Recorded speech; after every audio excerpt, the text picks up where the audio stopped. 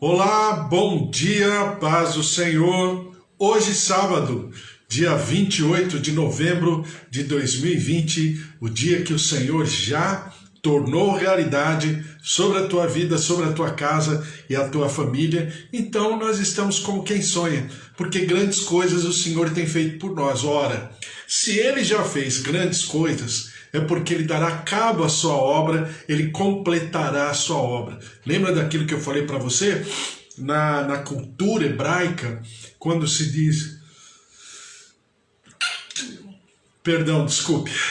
Na cultura hebraica, quando se diz que Ele é bom, significa que Ele foi suficientemente completo, suficientemente capaz, suficientemente grande para começar e perseverar sobre aquela obra que ele iniciou e completá-la. Daí se chamar bom. Né? O bom é um conceito de plenitude, de completude, aquele que começa e termina. É por isso que Jesus responde para aquele jovem de qualidade, de que só um havia bom, até aquele momento, com certeza, que era o Senhor Deus Pai. Mas que, quando Jesus, na cruz do Calvário, ele declara, está consumado, é porque agora, dentro da cultura hebraica, ele passava a ser bom. Por quê? Porque ele foi suficientemente capaz de completar aquilo sobre o qual ele se propôs fazer. Lembra quando eu falei para você?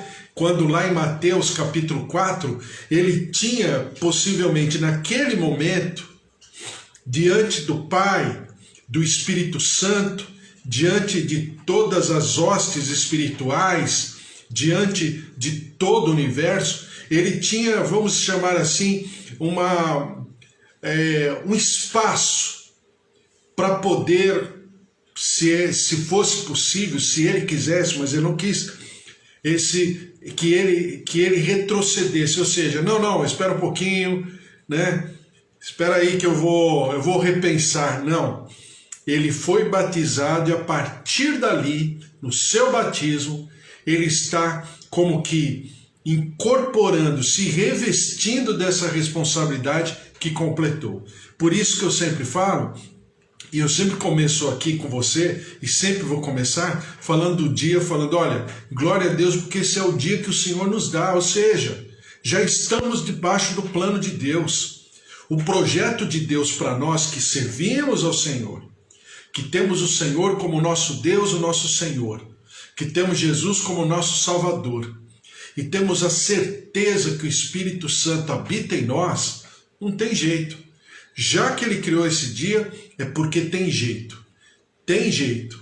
Qual o jeito? De vivermos aquilo que é bom, perfeito e agradável, que é a vontade do Senhor. Estamos lendo a palavra do Senhor, Mateus capítulo 6, versículo 22 a 23, falando sobre os olhos, a lâmpada do corpo. São os olhos a lâmpada do corpo. Se os teus olhos forem bons, todo o teu corpo será luminoso. Se, porém, os teus olhos forem maus, todo o teu corpo estará em trevas, portanto, caso a luz que em ti há sejam trevas, que grandes trevas serão. Então, se você prestar atenção aqui, está falando de trevas. Trevas é sinônimo de escuridão. Mas, obviamente, o Senhor Jesus está se utilizando de uma ferramenta, né, chamada parábola, metaforicamente falando, ele está falando o quê? Se a luz que em ti há sejam trevas, por quê? Porque quando nós estamos com os nossos olhos obscuros, obviamente, estamos como que enxergando, não na plenitude, não naquilo que poderíamos. Eu quero ler uma passagem. Aliás, só para a gente lembrar, a gente leu Números capítulo 13, onde os 12 espias vão enxergar a terra prometida, a terra de Canaã. 10 vêm com relatório e 2 com outro relatório. Os 10 que vêm com relatório, eles falam, olha, realmente é uma terra muito boa, está habitada, grandes fortificações, obviamente povos ali que já estavam há pelo menos 400 anos naquela região, bastante tempo. Então, claro que haviam povos e povos e povos. Para ser mais exato, eram 33 povos, né? E aí os 10 espias trazem esse relatório dizendo, olha, realmente é uma terra produtiva, uma terra boa. Lembre-se que você está falando de uma região desértica, arenosa, pedregosa, rochosa, uma depressão geográfica. Então, Israel é até os dias de hoje como se fosse um oásis em meio a tudo, a todo aquele ambiente inóspito, né? Então, quando eles vêm declarando isso, Caleb e Josué tomam a frente e falam, não, é uma terra que mana leite e mel e o Senhor nos dará bom êxito, porque as suas palavras dizem o seguinte. E aí Caleb repete aquilo que o Senhor havia prometido. Aqui, lembra que eu falei para você? Aqui está o problema. O problema começou lá em Deuteronômio capítulo 1, que é uma revisitação da lei, assim como Jesus está fazendo em Mateus, revisitando a lei, Moisés também estava revisitando a lei para uma geração, vamos dizer assim, pós-exílio, uma geração que já era a geração do deserto, possivelmente as crianças, né, mais novinhas, as crianças de colo, que saíram da terra do Egito, estavam ali. Então Moisés revisita a lei, trazendo informações e detalhes preciosíssimos. E um dos detalhes é exatamente esse, Deuteronômio capítulo 1, que quem pediu para que fossem levantados um representante de cada tribo, os 12 espias, para espiarem a terra, não foi Deus, foi o povo que sugeriu a Moisés. E Moisés, diz a Bíblia, que viu, pareceu-lhe bem, mas havia uma intenção no coração do povo. A intenção do povo ali era aferir, conferir o que realmente o Senhor havia prometido para o povo, se era, entre aspas, se era verdade ou não. Aqui está o problema. Antes do pecado em si, existia um ambiente, que é o ambiente da conferência, da aferição. Lembram-se aquilo que Deus fala para Caim, lá em Gênesis capítulo 4? Vou lembrar você. Caim, se você tivesse feito, obedecido, da maneira com que eu ensinei, a tua oferta não teria sido aceita? Então por que você está com teu semblante caído? Depois Deus faz um alerta a Caim. Cuidado, Caim. Cuidado. Porque os teus sentimentos são contrários a você. O pecado jaz à porta do teu coração. Então antes de haver produzido o pecado em si, o Senhor alertou Caim de que Caim estava andando por um caminho tênue entre, vamos chamar assim, um desapontamento consigo mesmo e o pecado que haveria de acontecer mais tarde em relação a Abel. Mas naquele momento, ele diz, Caim, o teu sentimento, o teu desejo, na minha tradução está o teu desejo é contrário a você. Por quê? Porque o nosso desejo físico, orgânico, emocional, sentimental, psicológico, sempre será contra mim no que diz respeito à minha cidadania espiritual. Daí, Paulo dizer que o espírito milita contra a carne contra o espírito. Por quê? Porque essa batalha, esse conflito, nós convivemos com ele às 24 horas do dia. Faça sol, faça chuva, seja de final de semana, seja feriado, seja no trabalho, seja no passeio, seja nas férias, seja na festa, seja na enfermidade, seja na saúde, em qualquer ambiente. Por quê? Porque é um conflito que nós vamos ter até o final da nossa vida. Quando formos libertos e quando formos para a morada eterna, aí não, mas por enquanto. Então isso faz parte. É aquilo que Paulo fala, eu esmurro a minha carne todos os dias. Não é que Paulo se batia, se flagelava, como alguns grupos, né, dentro do cristianismo apregoam, né, grupo esse do cristianismo mais da área da Igreja Católica, né, que se autoflagela, se penitencia, tal, olha, porque Paulo falou e nós também. Não, não é bem isso, porque a batalha está aqui na nossa cabeça, na nossa mente.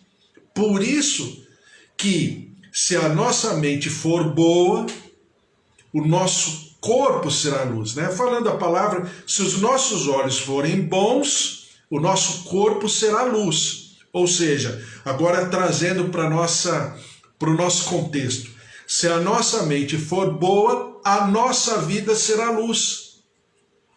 E como a nossa mente pode ser boa? Porque eu vou tentar, eu vou me esmerar, eu vou me disciplinar? Não. Mas porque eu terei a palavra do Senhor como sendo a minha plataforma perfeita de vida. Como a palavra de Deus sendo para mim aquilo que diz o livro de Salmos. Escondi a tua palavra no meu coração para não pecar contra mim. Escondi a tua palavra no meu coração para não pecar contra ti, né? Contra Deus. Então, Salmo 119, versículo 105. Lâmpada para os meus pés é a tua palavra e luz para os meus caminhos. Lâmpada. Por quê? Porque a mente de Cristo, a palavra de Deus, é a única luz perfeita para me direcionar, para iluminar os meus pés, né? Que eu vou andando e iluminar o meu caminho, o meu futuro, aquilo que eu terei por viver dentro da palavra, dentro do projeto, dentro daquilo que o Senhor já estabeleceu por sobre a minha vida, quando diz lá no Salmo 139 que o meu dia, ou os dias da minha vida já foram todos escritos. Então, existe sim, existe uma linha de raciocínio. Eu não apenas vivo para comer, trabalho para pagar a comida, durmo para descansar do trabalho, para acordar no outro dia e ficar nesse ciclo.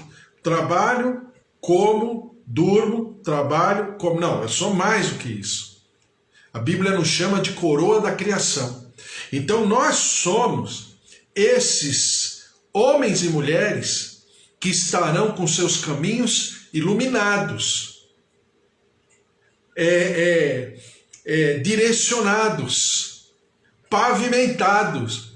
Pelo quê? Pela lâmpada, pela luz, que são exatamente a mente de Jesus Cristo e a palavra do Senhor.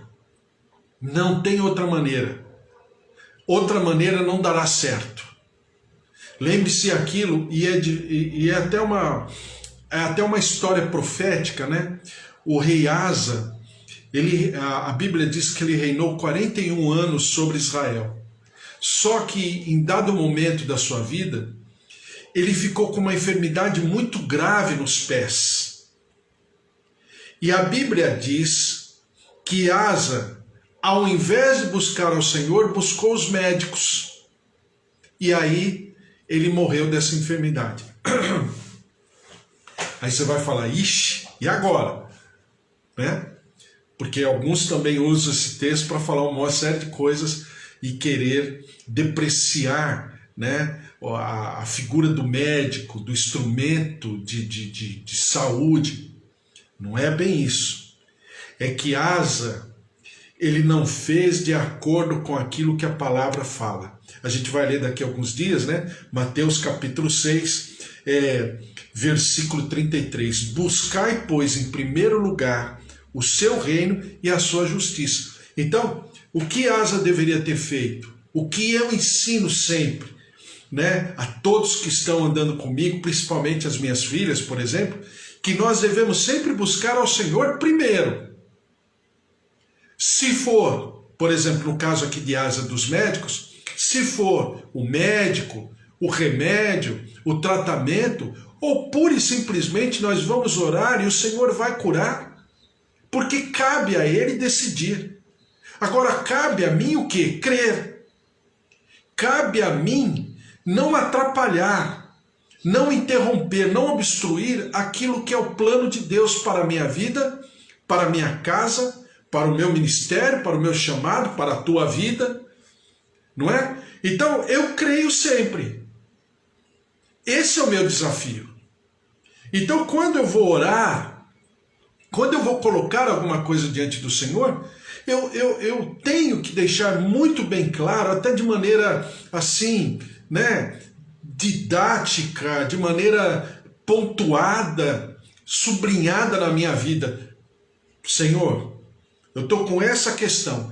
Vem com a tua cura, vem com a tua saúde, o teu poder de vida, derrama-te sobre mim e eu te darei sempre todo louvor, toda honra e toda glória. Visita, cura, toca, restaura, ressuscita em nome de Jesus. Pronto. Orei, está orado, glória a Deus, porque eu creio. Agora, o que virá a posteriori, aí cabe ao Senhor, não cabe a mim. Eu não preciso defender Deus. Outros também se tornam advogados de Deus, né? Olha, mas aí fica tentando explicar. Não, calma. Cabe a mim profetizar, proferir a palavra de Deus, estabelecer uma certeza, uma convicção de que Deus está no controle. Pronto. Se é via médico, tratamento, remédio, consulta, diagnóstico, exame, está nas mãos do Senhor.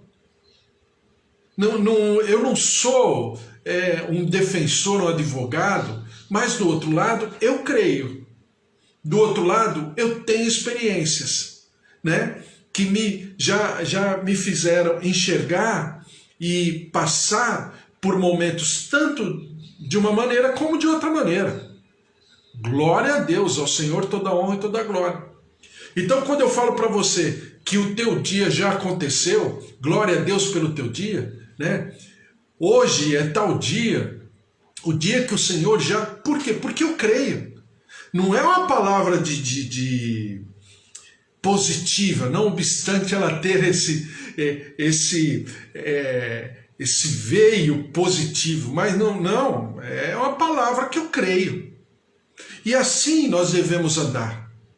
O que esse povo fez foi exatamente assinar o seu atestado de óbito, e foi o que aconteceu, porque ninguém do povo entrou na terra prometida, a não ser Caleb, Josué, seus familiares e, obviamente, aquelas que eram, naquele momento, crianças de colo, bebês, recém-nascidos, crianças ainda pequenas, né, que entraram na terra prometida. Fora isso, todos não entraram. No primeiro momento, nem Moisés entrou, nem Arão entrou, nem Miriam entrou, ninguém entrou, a não ser Josué, Caleb e a sua família. Porque Deus diz o quê? Porque havia um outro coração, ou seja, havia uma outra mente, haviam outros olhos, e isso fez total diferença na vida deles e na vida do povo de Israel. uma passagem que é Marcos capítulo 8, versículo 14, diz assim, Marcos 8, 14. Ainda falando sobre os olhos. Diz assim, ora, aconteceu que eles se esqueceram de levar pães e, no barco, não tinham consigo senão um só. Quer dizer, um pão, uma unidade para todos ali.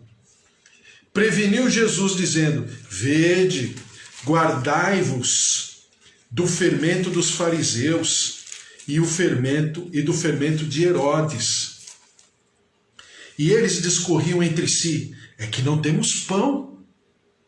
Jesus, percebendo, lhes perguntou, por que discorreis sobre o não terdes pão? Ainda não considerastes, nem compreendestes? Tendes o coração endurecido? Tendo olhos não vedes, e tendo ouvidos não ouvis. Não vos lembrais de quando parti os 5 pães para os 5.000, quantos cestos cheios de pedaços recolhestes? Responderam eles, 12. E de quando parti os 7 pães para os 4.000, quantos cestos cheios de pedaços recolhestes? Responderam, 7. Ao que lhe disse Jesus, não compreendeis ainda? Então chegaram a Betsaida e lhe trouxeram um cego, rogando-lhe que o tocasse. Jesus, tomando o cego pela mão, levou-o para fora da aldeia e, aplicando-lhe saliva aos olhos e impondo-lhe as mãos, perguntou-lhe, vês alguma coisa? Eis que, recobrando a vista, respondeu, vejo os homens, porque como árvores os vejo andando. Então novamente lhe pôs as mãos nos olhos, e ele, passando a ver, claramente ficou restabelecido, e tudo distinguia de modo perfeito. E mandou Jesus embora para casa, recomendando-lhe, não entres na aldeia. Bom, então vamos lá. Eles vêm da segunda, eles estão vindo da segunda multiplicação de pães. E aí, o Senhor fala, olha, vamos pegar o barco e vamos para outro lugar. E pegar e tomar o barco. Ao tomarem o barco, os discípulos começaram a pensar, puxa vida, foi multiplicado aqui os pães e os peixes. Alguém lembrou de pegar pão para a gente fazer a nossa refeição mais tarde? Ninguém tinha pego. Só tinha um pedaço de pão. Jesus, ele começa a conversar com eles e falando, olha, vocês precisam se distanciar, se abster do fermento dos fariseus e do fermento de Herodes. Aí um conversa com o outro e fala, tá vendo? A gente não tem pão. Aí Jesus pensa assim, não é possível. Vocês viram a primeira multiplicação de pães, não viram? Tá bom, 5.000 pães que aquele rapaz deu, né? Eram 3 pães e 2 peixinhos. Teve de sobra 12 cestos de pães. Na segunda multiplicação, eram 7 pães para alimentar 4.000 pessoas. Sobrou 7 cestos. Vocês estão se lembrando disso? Possivelmente eles devem ter balançado a cabeça. Positivamente. Aí ele fala, então vocês não estão entendendo? Ora, agora, né, a gente conversando entre nós, ampliando essa palavra, essa história de Jesus com seus discípulos. Vocês não estão entendendo? Quer dizer, se eu quiser, se nós quisermos aqui, nós vamos orar e o Senhor vai multiplicar os pães. Ele já multiplicou uma vez, ele já multiplicou pela segunda vez, não haveria terceira vez. Vocês acham que a gente vai morrer de fome? Ou a gente vai padecer porque só tem um pão para todo mundo? Vocês não estão entendendo. Por quê? Porque vocês não têm vocês não estão com os teus olhos abertos, os teus ouvidos abertos para entenderem o que eu estou falando.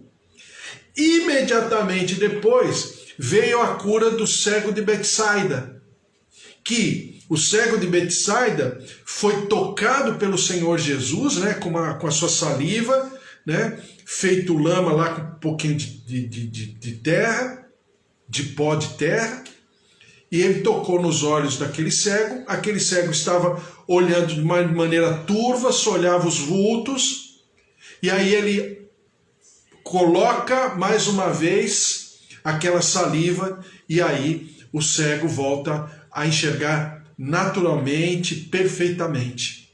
Por quê?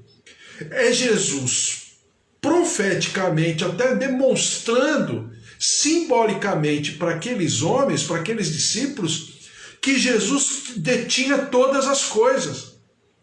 E que aqueles discípulos, como aquele cego de Betsaida, o cego de maneira física, né? E os discípulos de maneira mental, emocional, espiritual, não estavam enxergando, ou então se estavam enxergando vultos. É por isso que quando Jesus entra em Jerusalém junto com seus discípulos, ele chora. E ele fala, eu até mandei um louvor, né, em hebraico, mas com tradução em português. Tá aí, eu mandei tanto para o Instagram como para o Facebook e para o YouTube, que eu estou enviando. A pessoa que está louvando a Deus, ela está declarando exatamente esse texto, dizendo o seguinte: ó Jerusalém, Jerusalém, que mata os teus profetas, quantas vezes eu quis como uma galinha juntá-los debaixo das minhas asas como pintainhos, e vocês não me entenderam.